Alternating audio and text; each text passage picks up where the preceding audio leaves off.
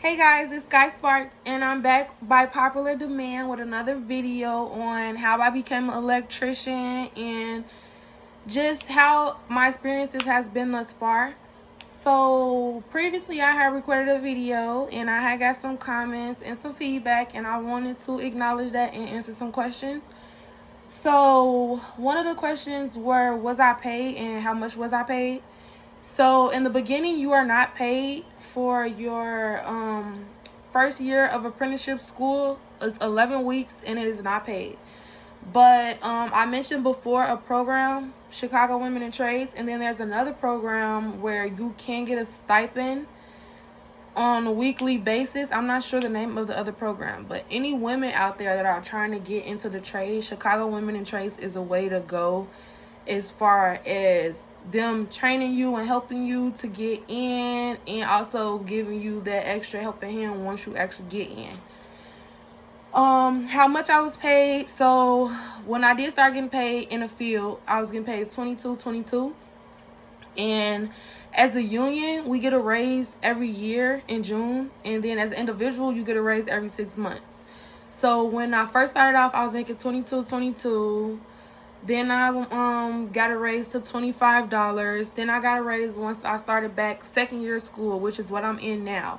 So when I made my first video, I was working in the field for my first year, and now I'm in my second year of actual school. So I'm back in the classroom for 9 weeks.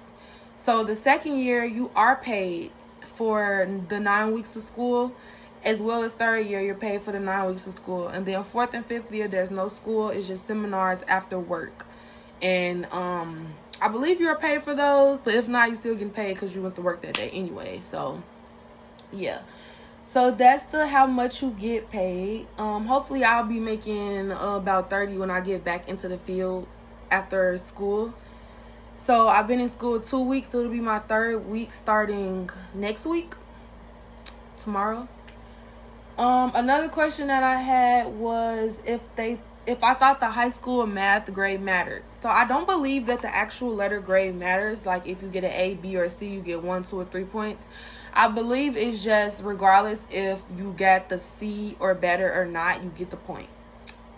As far as an interview to get in, I did not have an interview. Nobody who I talked to did an interview. So I would say no on an interview for local 134 IBEW. Drug testing. Someone mentioned, although that I said that they didn't test for marijuana, would you have to take another drug test when you actually get out to your job?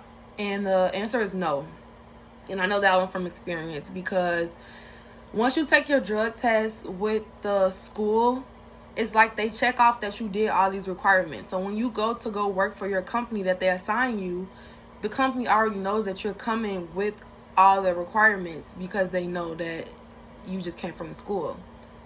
Sorry, my lash is really bothering me. But yeah, so no for the drug test, but I did get a random drug test when I was in the field.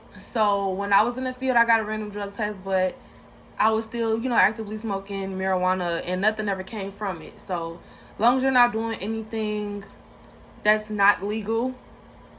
Wait, did I say that right? Not illegal. As long as you're not doing any drugs that are illegal, then you will be fine at school and work. And then just some experiences from my job sites. I work for 3 companies, which is really not good, because you really want to stay with your one company. But I had some good reasoning behind, and I'm gonna let y'all know. So my first company was a really good company. I worked for them for 6 months, and they taught me a lot of things that I needed to know about working in the field, just as a woman and anything in general. And they showed me how I should be treated. So that was me working residential. I was mainly doing like outlet switches, material handling, helping the journeyman with things, bringing them parts and tools that they needed that they didn't have on their cart, stuff like that. But I was still actually working, piping, pulling wire, and everything that I wanted to be doing. So that's what opened my eyes to let me know when I went to my second company. So I ended up getting laid off due to lack of work on New Year's Eve. And that's the thing, because around Christmas and New Year's, that's when construction work gets slow. So you start to see a lot of layoffs, and you'll be laid off for probably a couple weeks before they start getting work back in. So that's what ended up happening to me.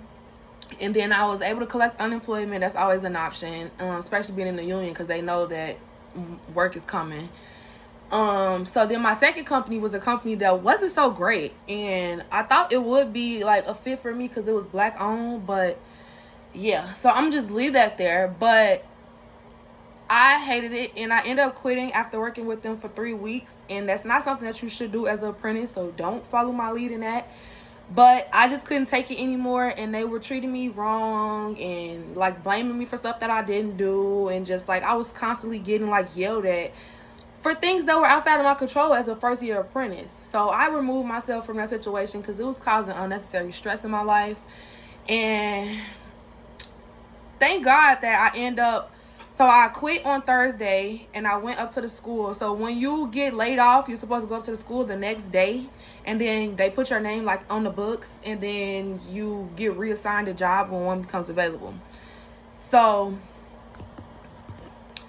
I ended up going up to the school on Friday, and I had a job call that same day to start on Monday for the company that I work for now that I love. So this is my best company that I worked for so far, because I also worked for another company before I even got into the apprenticeship, because I wanted to already be familiar with things, because I didn't want my first job assigned from the school to be my first job ever. So by this being my 4th shop that I work at now, it's definitely the best, hands down, as far as just safety. They check on their people. They make sure everybody like in the right state of mind, like mentally, make sure you physically cool before they assign you certain tasks. Like, they care, and you will always be able to tell the ones that care. So I did want to tap back into, I know before I told you guys that it was 4 things that they test you on, and I couldn't think of the 4th thing, and it was reading comprehension. So the 4 things are mechanical reasoning, which is basically if a girl was swinging on a swing, which ways will her ponytail swing. Paper folding, which is they show you on the paper, if they fold the paper like this, like this, like this, like this, like this, at the end, how would the paper look. Algebra, fractions, decimals, and then reading comprehension. So reading comprehension was the one that I couldn't think of, and that's where you just read an article and they give you like 3 questions per article, and it's probably like 5 articles, but they're not that long, just to see if you're able to comprehend the things that you're reading in its time. And all of these things are useful in the field. Mechanical reasoning, because you just want to know the way that things work. If you push this, what's going to happen next? Paper folding is good because you want to be able to use your imagination. You want to be able to see things that are not really there. So if they're giving you paper folding and you're having to imagine this paper being folded, but you really can't fold the paper, you're forced to use your imagination to see things that aren't there. Algebra, math, all the measurements and stuff that you're gonna have to take in order to cut pipe, bend pipe, all of that. And then reading comprehension, you might get a electrical manual telling you how to wire this thing up, and if you aren't able to comprehend what you're reading, then you might wire it wrong. And when you're doing electrical work, everything matters. Everything has a purpose, because if you don't do it the right way, somebody could get hurt. And that's all that I really have as far as my notes. And I guess I could just tell you guys a little bit more about my second year of school experiences. So I just started back on April 7th, and today is April 20th. Happy Easter. And basically, they changed up our school scheduling. So before we used to go to 4 classes in a day, and now we just do 2 classes in a day for 2 weeks, and then we do the other 2 classes in a day for 2 weeks, and then we switch back again. And then that last week, I guess it's like finals week, so we just like do them all. I'm not sure how that works because we haven't got there yet. But so far, my first 2 classes has been code, which is like learning how to read, navigate, and understand the code book nationally and locally. And then motor controls, which is just what it sounds like, learning how to control motors and make them do what you want them to do. Because a lot of people might not know, but most motors have like multi-purposes depending on the way that they're wired. So if you wire a motor a certain type of way, you can make it do something totally different. So that's what I'm learning. But my next 2 classes start tomorrow, because this will be my 3rd week. So it'll be like my first day all over again. And these 2 classes is photovoltaics. I don't know if I'm saying that right. I never know if I'm saying that right. Photovoltaics, but basically like solar panel type of thing. And then conduit, where we gotta bend pipes certain angles and degrees, and you know. So I guess excited, but kind of worried, because it's like the first day all over again, and I've been in school for 3 weeks and I'm still having first day butterflies, you know, like it doesn't make sense. But as far as the classes being an hour and 45 minutes, like, well, it's an hour and 45 minutes and then we get a break and then another hour and 45 minutes. So really we got like 3.5 hour classes, if I'm getting the math right, because I really don't know the exact minutes. But we be in the classrooms for like 3-4 hours, and that's good because we don't have to stop what we're doing. Because last year, like, we'd be in the middle of a project and then the bell rang and we got to switch classes, and now we all, oh my god, trying to hurry up and get to our lockers, late for lunch. So now we got more time to actually get stuff done.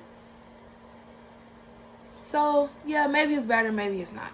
I'll keep you guys posted. And in the meantime, just like, subscribe, and comment, and let me know if these videos are good. Are they helpful? Are they, you know, let me know and comment so I can have some content for the next video. Thanks for watching. Bye.